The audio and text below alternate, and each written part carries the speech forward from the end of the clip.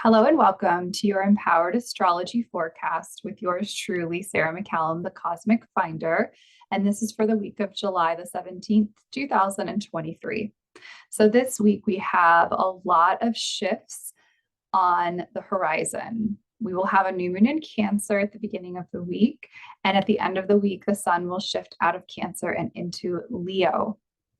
So with new moons, we're always talking about intention setting, manifesting, and really magnetizing what it is we desire for this next lunar cycle. So be mindful of what it is you're focused on, be mindful of your thoughts, and really in terms of family, comfort, security, home, and nurturance. So it's about giving and receiving love. And a lot of this has to do with really settling into a space where you feel relaxed and at ease so that you can receive. So, tending to the nervous system is important, and really just speaking your truth from a place of heart-centered action, being mindful that you're giving and showing love, but that you're also open to being cared for by others. So start to focus on what it is that you're going to be manifesting for this potent lunar cycle, and allow yourself some downtime to perhaps journal or just reflect on what it is that you're desiring for yourself for this next step. Now, with the new moon, that means that we're embarking upon a new lunar cycle. And at the end of the week on Saturday, for those of us in the Northern Hemisphere, we're also going to be embarking upon a whole new solar cycle. So the sun will shift into Leo, where it will join with Mercury. And, the energy of Leo is so joyful and fun and entertaining and heart-centered and courageous. And it's a beautiful time to tap into inner child work, to really connect in with that part of yourself that is uninhibited, that is innocent, and give that part of yourself a voice. Allow that part of yourself to be expressed. At the heart of Leo is creative self-expression. So begin to weave some of those habits and routines into your days for the next month. It'll be a very creative and fun time of the year.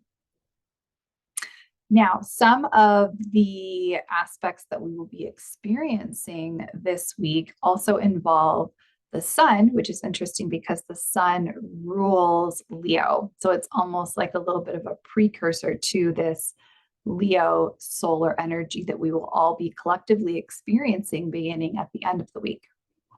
First, we will have a trine between the sun and Neptune. So this can be a sense of ease between these two planetary energies. And this could be that your sense of purpose and your vision or your dreams are easily woven together. This is going to be happening midweek on Thursday. So anticipate some powerful downloads, anticipate some really beautiful realizations in regards to not only what it is you're here to do, but the way in which you envision bringing that to life. And then the following day on Friday, the 21st, there will be an opposition between the sun and Pluto. So again, this is going to feel like a bit of a tug of war between your ego and your need to regenerate or transform. And so really just be mindful of tapping into practices that help with healthy ego expression and also understanding like that intensity of Pluto, that it will be present and active towards the end of the week. So we will have lastly 2 retrogrades at the end of the week. On Saturday, as we welcome in Leo season, we will have Venus moving retrograde. And with Venus retrograde, this is a beautiful time to reflect upon the ways in which you experience love, how you express adoration, how you choose to be loved by others, what you find beautiful, both aesthetically as well as in connection to romantic partnership.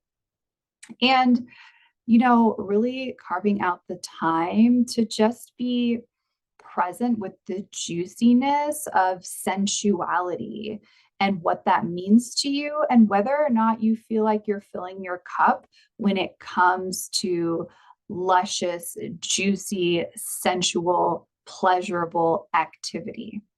Okay, so get ready to amplify some of that energy.